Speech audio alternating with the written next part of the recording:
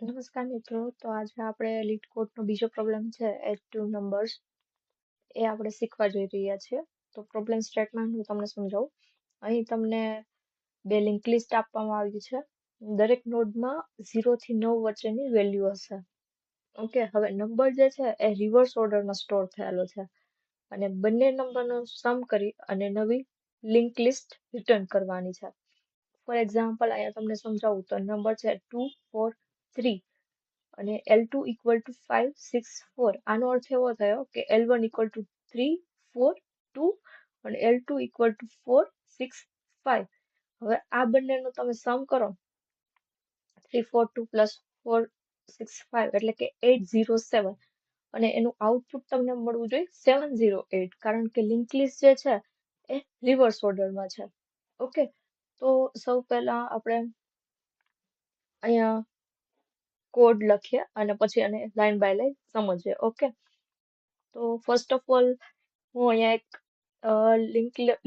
Link node બનાવું છું જે છે ડમી. ઓકે, તો અહીંયા આપણે list node dummy equals to new list node.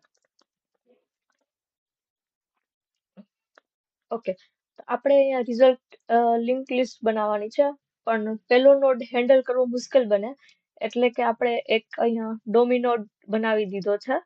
આ નોડ છેલ્લે રિટર્ન નહીં કરીએ, માત્ર શરૂઆતમાં સરળ બનાવવું છે એટલા માટે. હવે લખીએ list node current equals to dummy. Current pointer હંમેશા છેલ્લો નોડ બતાવશે. ઓકે, એટલે આપણે અહીં લખ્યું છે list node current equal to dummy. હવે આપણે લખીએ ઇન્ટીજર કેરી ઇક્વલ ટુ 0.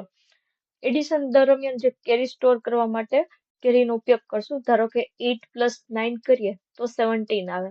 તો 7 જે છે એ સ્ટોર થશે અને 1 જે છે ઉપર એ કેરીમાં જશે.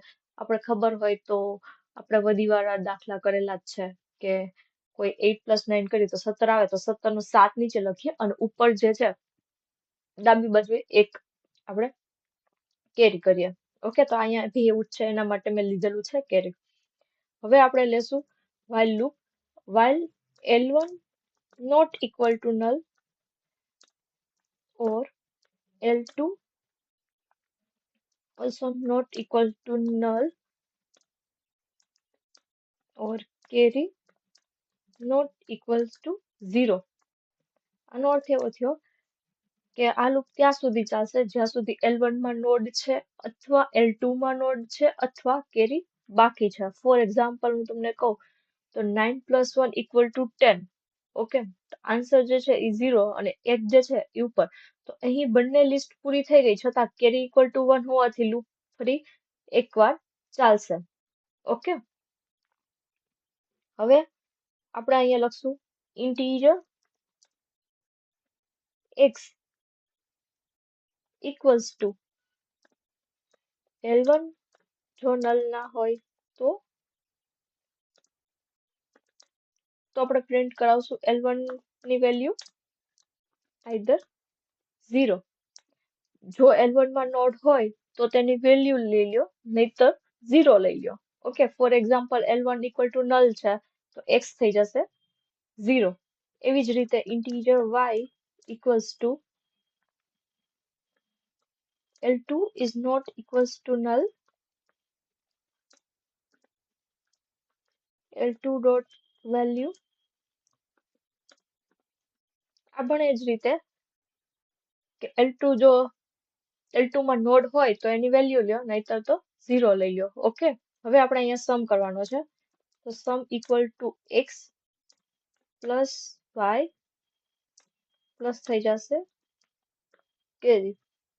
ધારો કે x ઇક્વલ ટુ 4 હોય, y ઇક્વલ ટુ 6 હોય તો કેરી થઈ જશે 1 અને સમ થઈ જશે 11.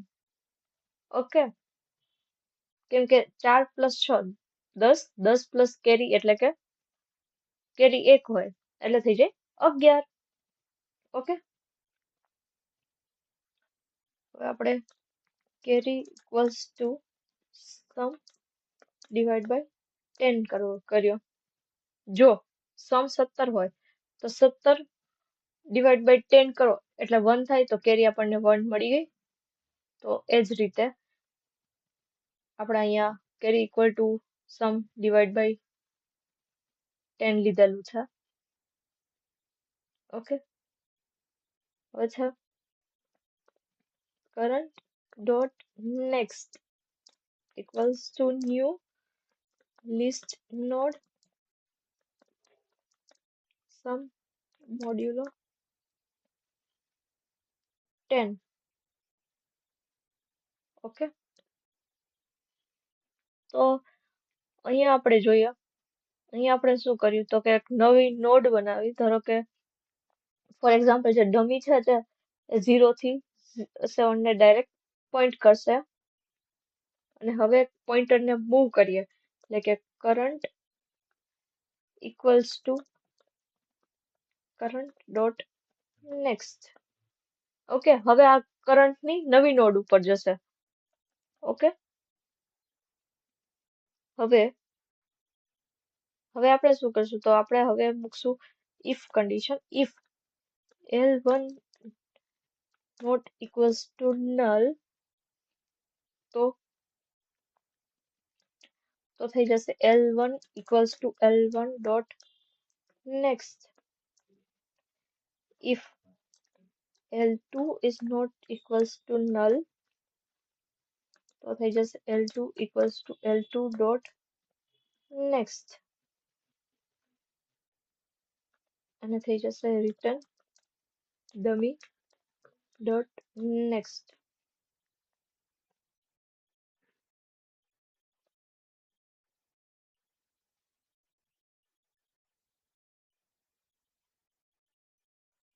ઓકે, એક્સેપ્ટ થઈ ગયું છે. હવે હું તમને લાઈન બાય લાઈન સમજાવું છું આ કોડ. ફર્સ્ટ આપણે કર્યું કે ડમી નોડ ક્રિએટ કરાવ્યો. આ નોડ છેલ્લે રિટર્ન નહીં કરીએ, ખાલી શરૂઆતમાં સરળ બનાવવા માટે કરેલ છે. હવે કરંટ જે છે એ પોઈન્ટર હંમેશા છેલ્લો નોડ બતાવશે. ઓકે, પછી છે કેરી એટલે કે 8 + 9 17 થાય તો 7 નીચે હોય, 1 ઉપર જાય એટલે કે કેરી.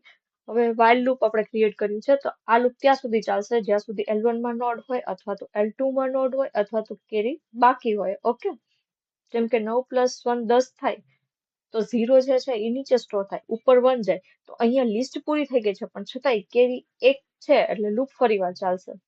હવે x ની વેલ્યુ તો જો L1 માં નોડ હોય તો જેની વેલ્યુ લઈ લેશે, નહીતર 0 લઈ લેશે. એ જ રીતે L2 માં જો નોડ હોય તો એની વેલ્યુ લઈ લેશે, નહીતર 0. સમ કરશું આપણે 3 + 4 અહીંયા જો 7 થાય છે બરાબર, પણ અહીંયા જો 6 + 4 10 થયો 10 અને ઉપર અહીંયા 1 કરવું પડે તો એના માટે સમ, તો અહીંયા સમ ક્રિએટ કરવો તો x + y + ઉપરની જે કેરી હોય એ પણ કરવો પડે.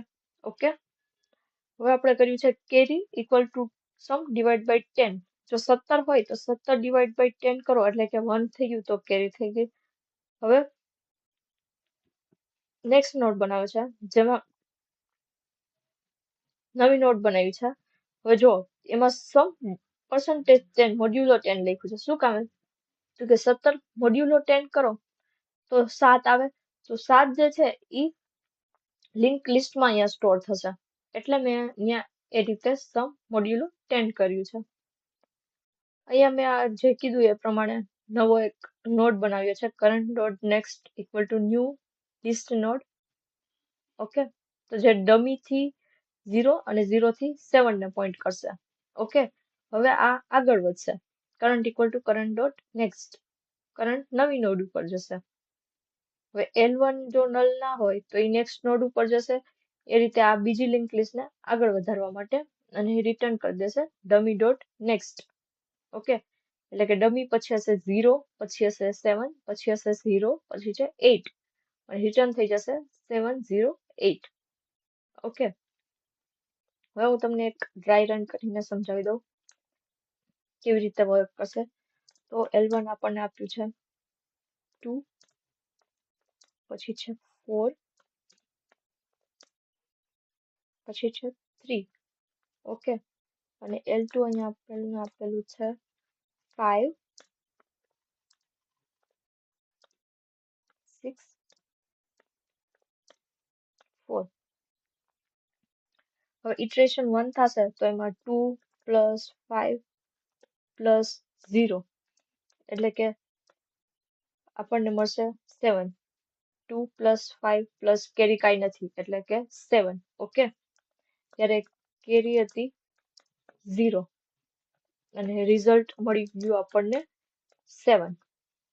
હવે બીજા ઇટરેશનમાં તો કે 4 + 6 + 0 એટલે આપણને રિઝલ્ટ મળી ગયું 10. હવે અહીંયા ડિજિટ આપણે કેલ્ક્યુલેટ કર્યું હતું તો ડિજિટ આપણને અહીંયા જે કર્યું હતું એ મળી જશે આપણને 0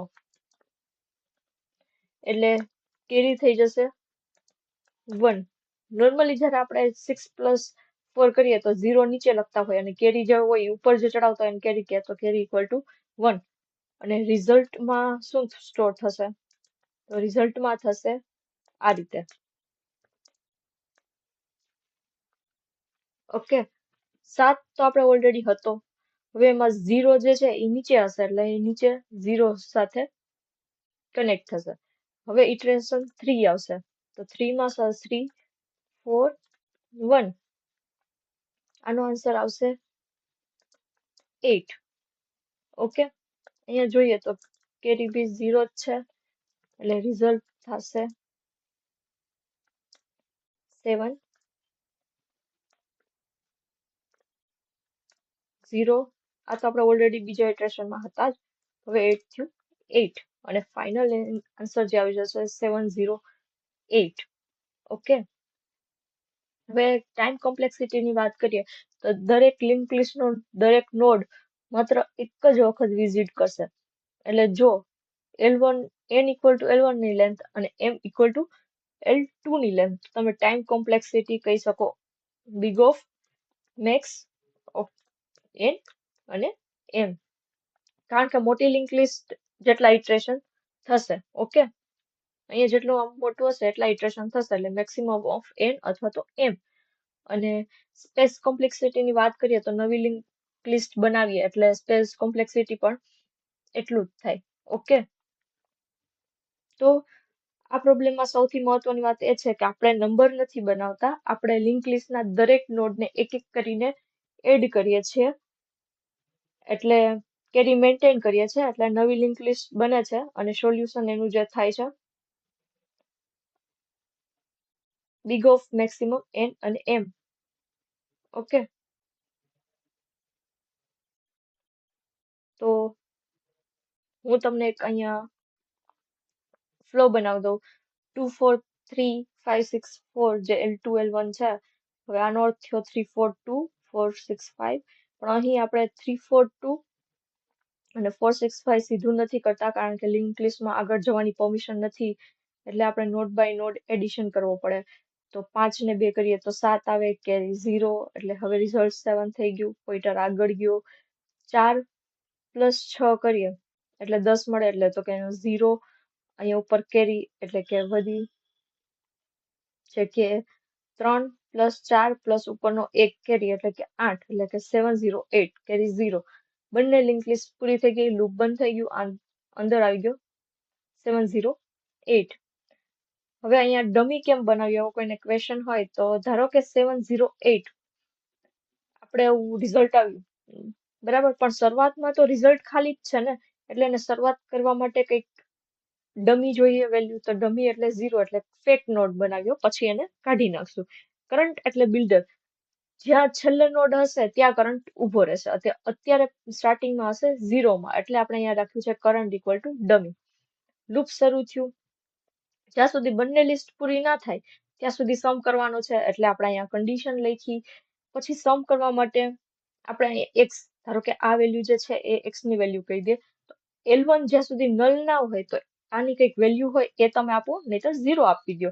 કેમ કે ઘણીવાર એવું થતું હોય કે અહીંયા 2 4 હોય અને અહીંયા 5 6 4 હોય તો મેક્સિમમ 3 છે.